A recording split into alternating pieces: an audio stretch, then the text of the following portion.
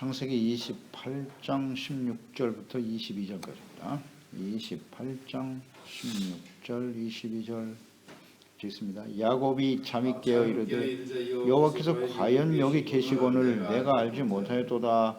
이에 두려워하여 이르되 두렵도다. 이곳이요 이것은 다름 아닌 하나님의 집이요 이는 하늘의 문이로다 하고 야곱이 아침에 일찍 일어나 베개로 삼았던 돌을 가져다가 기둥으로 세우고 그의 기름을 붓고 그곳 이름을 베델이라 하였더라. 이 성의 옛 이름은 루스더라.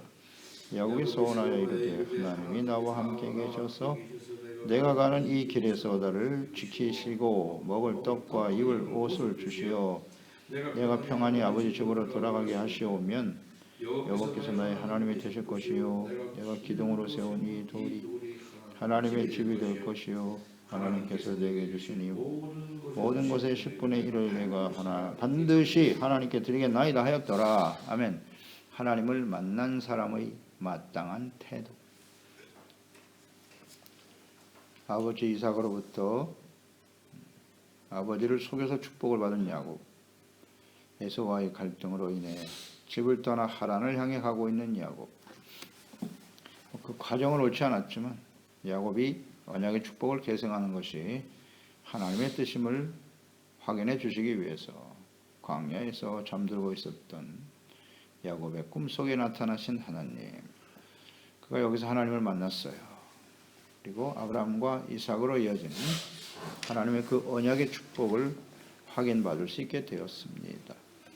하나님께서 아브라함과 이삭과 야곱에게 주신 축복은 신령한 복이라는 사실에 항상 주목해야 돼요. 신령한 복이다. 영적인 복을 받았다. 위롭다함을 얻고 하나님의 다스리시는 의의 거룩한 백성들이 많아지는 거예요. 많아지는.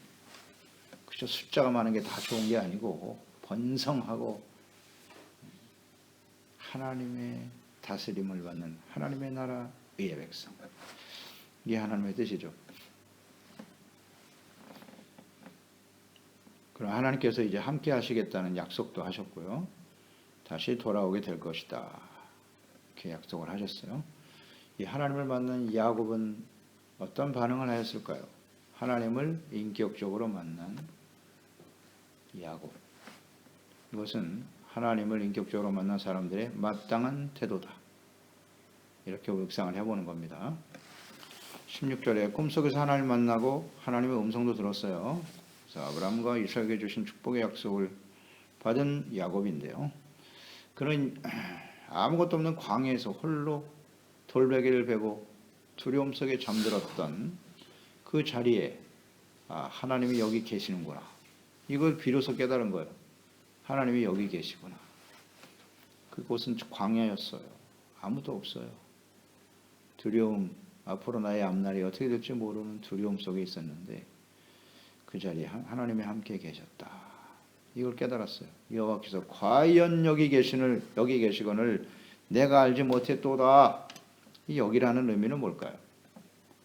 장소적인 개념이라고 볼 수도 있겠지만 이 여기는 자기 마음. 하나님이 나와 늘 함께 계시는구나.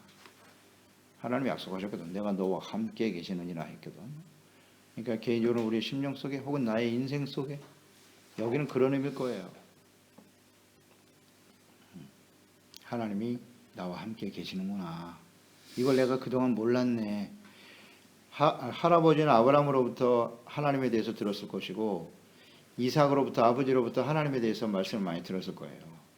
그런데 이렇게 광야에서 하나님을 만나는 체험. 하나님이 여기 계시는구나. 나와 같이 계시는구나. 나의 인생 속에 주님이 같이 계시는군. 이걸 깨닫게 되었다는 거예요. 내가 그걸 잘 모르고 살았네. 그렇습니다. 이렇게 개인적으로 하나님을 만나야 돼요. 하나님 만나주세요. 그때 우리는 진정한 하나님의 자녀로 시작되는 거예요. 그리스도인의 삶을 시작하게 되는 것이죠. 이걸 깨달았다. 그래서 하나님을 만나는 체험 너무나 소중하죠. 꿈을 통해서 혹은 환상을 통해서 하나님을 만났다. 이런 체험을 하려고 애를 쓰는 사람도 있어요. 오늘날 근데 오늘날 그럴 필요가 없죠. 하나님의 말씀이잖아요. 하나님의 말씀을 자세하게 기록하셨죠. 그러니까 야곱이 꿈속에서 하나님을 만난 것도 중요하지만 거기서 하나님이 하시는 말씀을 들었다는 게 중요한 거예요. 핵심 말씀이에요. 하나님의 말씀이요. 약속의 말씀을 이어받았다는 거잖아요. 하나님이 그 꿈을 사용하셨을 뿐이고 핵심 말씀, 약속, 언약 이게 중요하죠. 오늘날은 성경 말씀이 있기 때문에 꿈을 꾸려고 애쓸 필요 없어요. 무슨 환상을 꾸려고 그렇게 하지 않아요. 이제는 하나님께서 성경 말씀을 통해서 우리를 만나 주신다. 아멘입니다. 얼마나 감사한지요. 근데 왜 쓸데없는 신비한 체험을 하려고 애를 쓰지? 그래야 자신이 무슨 특별한 사람인 것처럼 말이죠. 대부분 이단 사이비들 하는 말이 바로 그거예요. 자기가 특별한 계시를 받았다는 거야. 이게 다 가짜입니다. 오늘 하나님은 그렇게 말씀하지 않아요. 성경 말씀을 통해서 우리에게 말씀하시고 깨닫게 하시는 거지. 성경 말씀에 없는 무슨 특별한 계시를 받았다. 이게 다 이단들이 하는 말이거든요.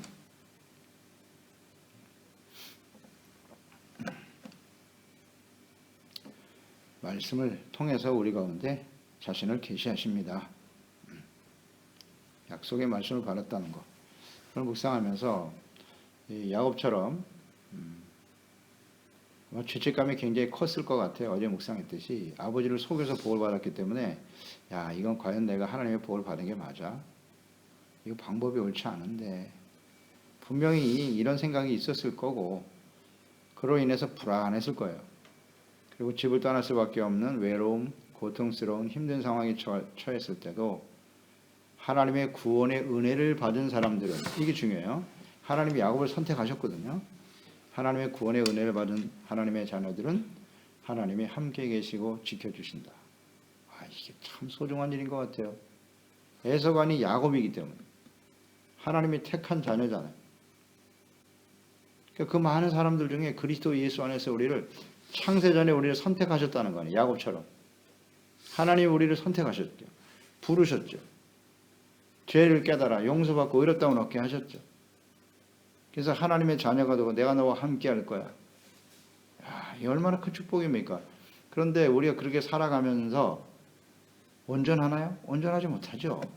야곱과 같이 때로는 불의를 선택하기도 하고 죄인의 길에 서기도 하고 말이죠. 그런데도 하나님이 함께 하시면서 우리를 연단의 과정을 통해서 바로잡아 주신다. 이건 진짜 복입니다. 이게 복이에요. 그래서 하나님께서는 오늘날 꿈속을 통해서 이렇게 말씀하시고 말씀을 통해서 위로해 주시는 거예요. 그래서 우리는 힘들고 고통스러운 연단의 과정을 지날 때는 반드시 하나님의 말씀에 귀를 기울여야 돼요. 간단해 어렵지 않아요. 그거조차를 안 하려고 하지. 다른 방법은 없어요. 하나님의 자녀이기 때문에 하나님은 말씀을 통해서 우리를 깨우쳐 주시고 위로해 주시고 바로잡아 주십니다. 심령이 가난한 자가 되게 하시고 애통하는 자가 되어야 돼. 말씀을 들으면 자신의 잘못을 깨닫게 되지요. 그래서 돌이키면 하나님의 위로가 임하고. 이걸 모르나. 근데 연단의 과정은 그냥 시간만 보낸다고 해서 되는 게 아니에요. 말씀을 묵상해야지. 하나님의 음성을 들어야지요. 그래서 경건의 삶을 통해서 하나님 우리를 위로해 주신다. 위로받을 수 있다는 것입니다. 아멘이죠. 경건의 삶을 통해서 말씀 묵상, 기도, 성령님의 인도하심 이 경건이잖아요. 하나님 앞에서 그러면 하나님이 우리에게 말씀하세요. 바로 잡아주시고 어렵지 않죠. 근데 우리 마음이 결단하지 못하는 것이 문제죠. 이게 알아야 돼요. 그래서 하나님 말씀을 잘 알고 우리가 어떻게 반응해야 되는가를 생각하면 되는데 디모데후서 4장 16, 18절 16절 18절에 보면 내가 처음 변명할 때 나와 함께한 자가 하나도 없고 다 나를 버렸으나 사도 바울의 고백이네요. 그들에게 허물을 돌리지 않기를 원하노라. 주께서 내 곁에 서서 나에게 힘을 주심은 나로 말미암아 선포된 말씀이 온전히 전파되어 모든 이방인이 듣게 하려 하심이니 내가 사자의 입에서 건짐을 받았느니라. 주께서 나를 모든 악한 일에서 건져내시고 또 그의 천국에 들어가도록 구원하시리니 그에게 영광이 세세 무궁토록 있을지어다. 아멘. 사도 바울은 사자 입에서 건지셨다고. 얼마나 많은 고통과 시련의 시간을 보냈는지. 끊임없이 이 사도 바울의 사역 속에 살면은 대적들이 사자같이 덤벼들었어요. 그걸 고백하고 있는 겁니다. 다 나를 버렸대. 하나도 없고 다 나를 버렸다. 함께한 자가 다 떠나버렸어. 떠나버렸어. 감옥에 홀로 있을 때 말입니다. 다 떠나버렸다. 이 정도로 외롭고 힘든 싸움을 하게 되었지만 하나님이 함께 하셨고 선포된 말씀이 온전히 전파되어 이방인들이 듣게 하려 하심이니 이게 중요한 거예요. 사도 바울을 통해서 우리가 늘 깨닫는 바는 자신에게 주어진 사명이 무엇이며 자신의 삶의 목표가 무엇인가를 정확하게 알고 있어요. 정확하게 알고 있어요. 나에게 어떤 상황이 벌어지든 상관없다. 다만 내가 원하는 바는 나에게 주신 말씀, 이 복음의 말씀이 모든 사람들에게 이방인들에게 전파돼요.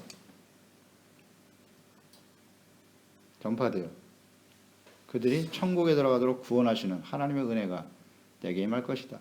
천국에 대한 소망도 있었고 자신의 사역을 통해서 많은 사람들이 구원받을 것이라는 소망. 여기에 소망을 두고 살잖아요. 놀라운 깨달음과 고백이로다. 고백이로다.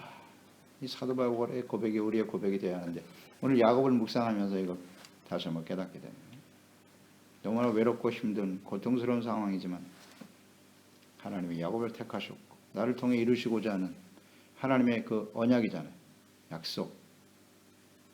너의 자손이 하늘의 별과 같이 바다의 모래와 같이 많아진다. 하나님의 다시를 받는 하나님의 백성들이 많아지고 그 말씀이 성취되기 위해서 그걸 소망하며 사는 거예요. 소망하며 사는 거예요. 17절에 이에 두려워하여 이르되 두렵도다 이곳이요 이것은 다름이 아닌 하나님의 집이요 이는 하늘의 문이로다 하고 그랬어요. 당연히 하나님을 배우면 두렵죠. 하나님을 만난 사람들의 특성이에요. 반드시 모든 사람은 하나님을 만날 때 이 두려운 마음을 갖게 돼요. 하나님의 임재를 체험한 사람들의 당연한 반응은 두려움이다. 맞습니까? 이런 두려움이 없는 사람은 하나님 만나보지 않은 거예요. 하나님 앞에 말씀 앞에 설 때도 하나님 앞에서 경건이라는 건 하나님 앞에 서는 것인데 언제나 두려워하는 마음이 생기죠. 출애굽기 20장 18절 19절에 하나님이 신의 산에 나타나셨어요. 임재하셨습니다.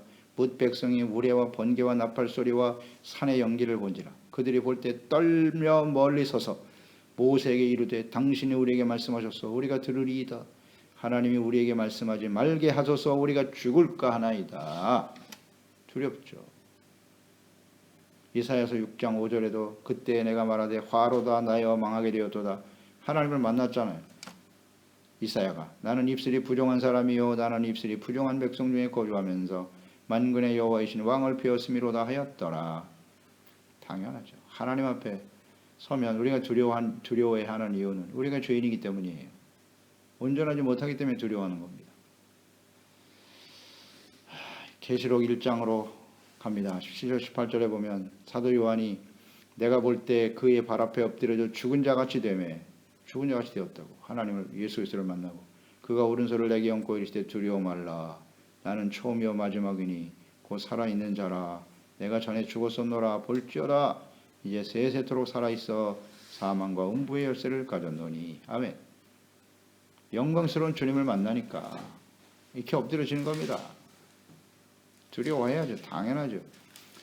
우리 개인적으로 묵상을 해보세요. 우리가 하나님을 이렇게 두렵고 떨림으로 만난 적이 있나요? 하나님에 대한 태도가 이렇게 두렵고 떨리는 마음이 있었나요?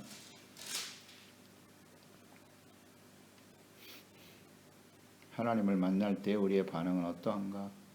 이게 하나님을 경외하는 태도거든요. 그러니까 주님의 말씀을 듣고 정말 두렵고 떨리는 마음으로 복종을 해야 되거든요. 그런데 하나님의 말씀은 그러하시나 내 생각은 달라요.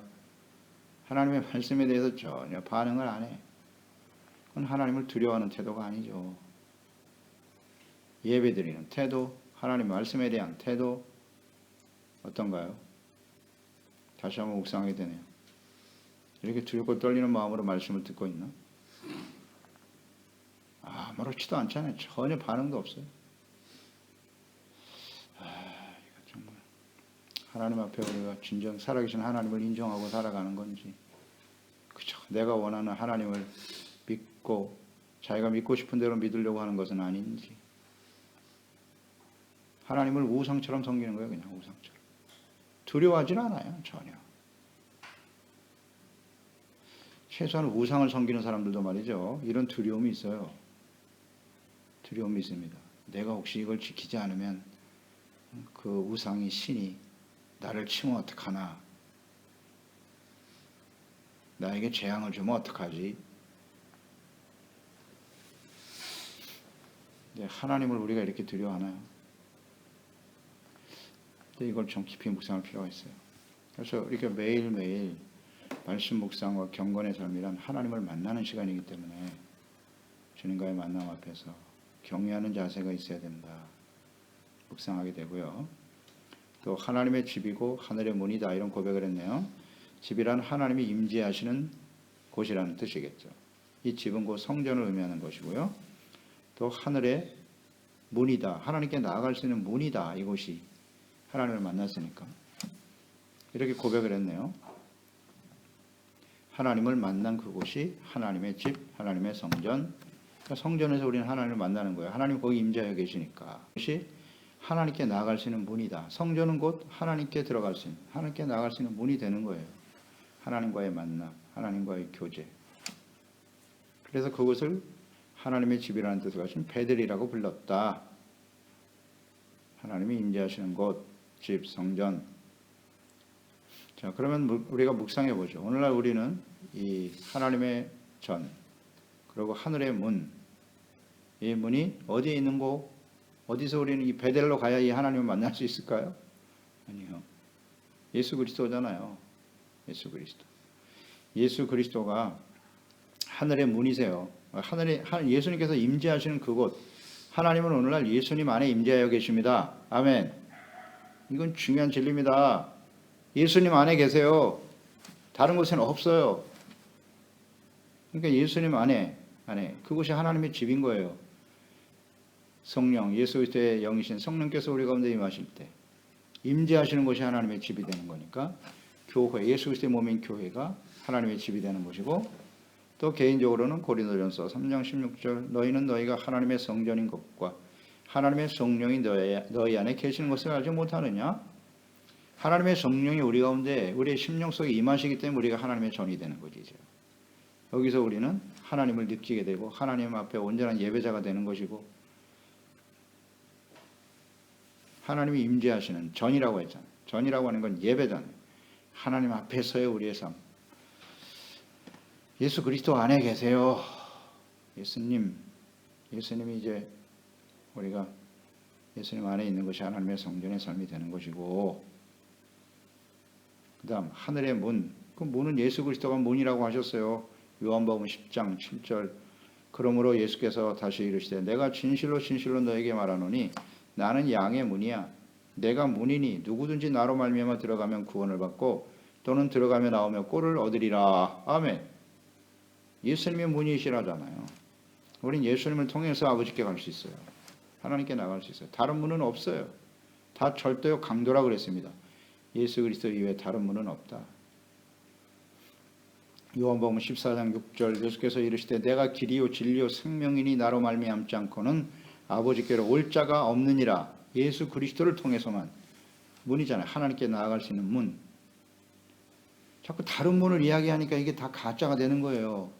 예수님입니다. 예수님. 이곳이 하늘의 하나님의 집 전이요. 그 베델이죠. 베델. 그래서 가보는 거예요. 거기 혹시 하나님이 계실까? 물론 베델 가운데 하나님이 임재하실 수도 있겠지요. 신의 산. 그래서 가보는 거지. 근데 지금 거기에 계실까요? 하나님이? 그래서 성지순례에 대해서 우리 뭐 여러 가지 생각을 하게 되는데요. 뭐 한 번은 가보면 좋겠죠. 그러나 저는 뭐 꼭 그렇게 가봐야 한 그런 필요성을 별로 느끼지 않아요. 예수 그리스도 안에 계시거든요. 하나님은. 말씀 안에 계시고. 뭘 가서 그걸 확인하려고 그래. 거기 가면 뭔가 신령한 기운을 느낄까? 어림없는 소리. 예수님 안에 계세요. 말씀 안에 계시고 하나님은 거룩한 성전에서 예배하고 주님을 섬기고 경건한 삶에 힘쓰시오. 그럴 시간에 나 이런 생각을 하게 돼요. 그냥 개인적으로.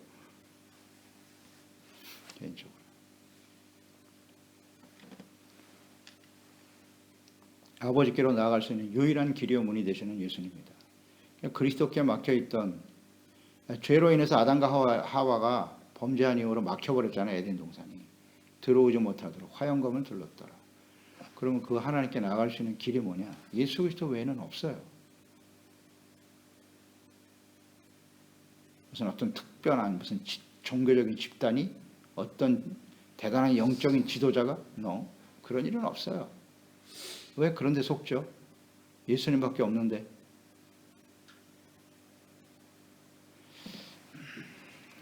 너무 말씀을 몰라요. 기초가 잘못되어 있기 때문에 다 속는 거예요. 예수님만이 문이세요. 예수님 안에 계시고.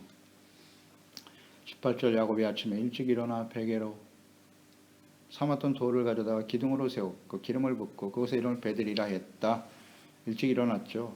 기름을 부었다. 돌베개로 기둥을 삼고.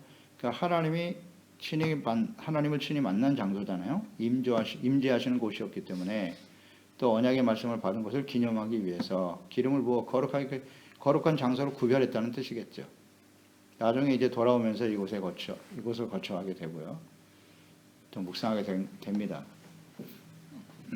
야곱이 하나님을 만난 장소 베델을, 원래 그 베델 땅은 루스예요. 루스라고 불렀는데 가나안 사람들은 루스라고 불렀죠. 그런데 이 베델이라고 하는 것은 누구만 알아요? 야곱만 아는 거예요. 야곱만 알아. 하나님을 만난 사람만 알아. 그래서 야곱의 후손인 이스라엘을 그 땅을 뭐라고 불렀다고요? 베델. 근데 루스라고 부르거든 사람들은. 모르니까. 하나님을 만난 경험이 없잖아요. 그런 것도 묵상하게 돼요. 이스라엘 언약의 백성은 베델이라 부르고 가나안 사람, 구원받지 못한 사람은 루스라고 부르더라. 예를 들어서 우리가 주일이라고는 예수님이 주인, 예수님 부활하신 주님을 만난 사람은 그날이 주일인 거예요. 그럼 예수님을 만난 사람이 없는 사람은 일요일이죠. 그렇게 부를 수밖에 없잖아요. 이 호칭 속에서 우리가 묵상되는 바예요. 주님의 날이다. 아는 사람이니까. 베델은 아무나 하는 게 아니에요. 하나님을 만난 야곱의 소원을 볼까요? 20절이야. 22절까지죠. 어떤 소원을 했나요? 이 하나님을 만나면 이런 반응을 하게 되는 거예요. 야곱이 소원하여 이르되 하나님이 나와 함께 계셔서 함께 계신다. 이것이 이제 중요하고요. 자신을 보호해 주시고 안전하게 돌아오게 하면 그 내용이 요약하면 그렇습니다. 일용할 양식과 의복을 공급해 주시고 인도하신다. 평안히 아버지 집으로 돌아오게 하시면 하나님이 함께 하심, 보호해 주심, 공급해 주심, 우리의 삶의 필요를 공급해 주시고 인도해 주심. 이것을 하나님께 구했고요. 이것을 주께서 온전히 이루어 주신다면 나는 어떤 사람이 될 것이냐?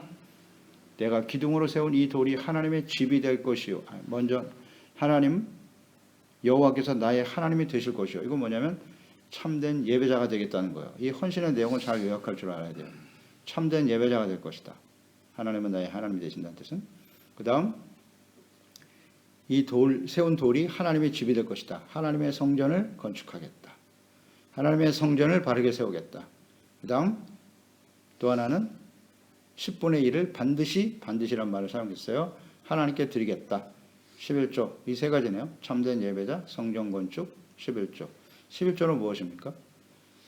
나에게 주어진 모든 것이 하나님의 것임을 인정하는 거죠. 재물의 주인은 하나님이시며 또 온전한 헌신을 하나님께 드리겠다. 이런 소원입니다. 세 가지 소원했어요. 그런데 이 소원이라 야곱의 소원을 잘 보세요. 이 야곱의 소원은 하나님과의 약속, 하나님의 말씀이 근거가 되는 거예요. 하나님과 만났기 때문에 할 수 있는 거예요.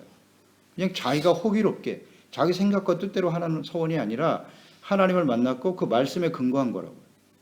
하나님이 말씀하셔서 다시 돌아오게 하시겠다고. 이런 일들을 다 이루신다면 진정 하나님은 살아계신 하나님이기 때문에 나는 온전한 예배자 될 거예요. 마땅한 반응 아닌가요?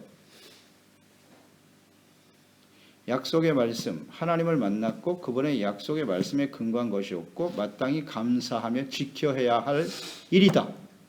그렇죠? 마땅히 해야 할 일을 서원하는 거예요. 자기가 하지도 못할 일을 서원하는 것은 의미가 없어요. 하나님을 알지도 못하는 사람이 자신의 이익을 위해서, 자신의 욕망을 위해서 드려지는 서원들이 얼마나 많은지, 하나님을 만나지 못한 사람의 서원은 그건 다 가짜예요. 자기 욕망과 유익을 위한 것이겠죠. 하나님을 만났잖아요, 이렇게. 그러니까 당연히 예배하는 자가 된다는 건 너무나 당연한 거 아니에요? 그리고 하나님의 성전을 바르게 세우고 11조 온전한 헌신, 재물의 주인이 하나님이심을 인정한다는 거 아니에요? 이게 너무나 당연한 태도 아닌가요?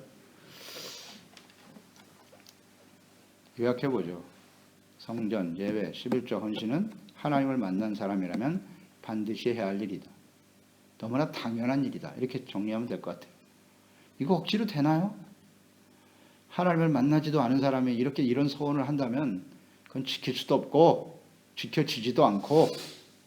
자, 보세요. 서원이라고 하는 뜻이 히브리어의 샤바예요. 샤바. 샤바라는 말은 이렇게 묶는다는 거예요. 꽁꽁 묶어버린다는 뜻이거든요. 그러니까 하나님과 나의 결심과 나의 어떤 말들이 하나님의 말씀과 뜻에 인격적으로 묶여진다는 뜻이에요. 하나님과 묶인다는 거예요. 서원은. 그러니까 하나님을 모르고 하나님의 말씀을 모른다면 자기 스스로를 묶는 거죠. 자기 스스로의 어떤 결심, 선택을 묶는다는 아무 의미가 없어요. 그런 서원을 하면 안 돼요. 하나님과 하나님의 영원하신 하나님과 그분의 말씀에 묶는 겁니다. 내가 그 말씀을 순종하겠다는 결단입니다. 그게 진짜 서원이에요. 그래서 예수님께서는 될 수 있으면 서원을 하지, 맹세를 하지 말라고 하셨는데요. 이 하나님을 만난 사람은 마땅히 이런 서원을 하게 돼요. 그 서원의 내용은 뭐예요? 다시 한번 예배자가 되겠다. 성전을 바르게 세우겠다. 하나님 앞에 나의 삶의 주인은 하나님이심을 인정하고 하나님께 헌신하겠다. 보세요. 우리가 예수 그리스도를 믿고 구원받은 이후에 이런 서원을 한 적이 있나요? 없나요? 당연히 있어야죠. 이런 서원을 하지 않았다면 그 사람은 하나님 만난 사람이 아니에요. 그렇지 않나요? 하나님 만나면 이건 자연스럽게 하게 되는 거예요. 내가 하나님 앞에 서는 그날까지 예배자가 되겠습니다. 맞죠? 그래서 온전한 예배를 드리는 겁니다. 그리고 하나님의 성전을 소중하게 여기죠. 거기 하나님이 계시니까.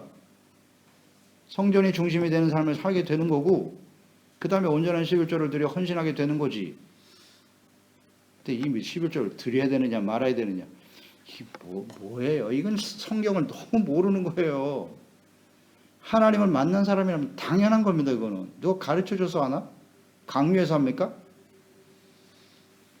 그래서 이 말씀을 묵상해 보면 이 세 가지가 하나님을 만난 사람이라면 당연한 일이다, 이렇게 요약을 하시고요. 이 중에서 뭐 예배는 드리는데 11조는 드리지 마라, 사람들이 만들어내는 이야기예요. 그건 다 자신들의 생각일 뿐이지.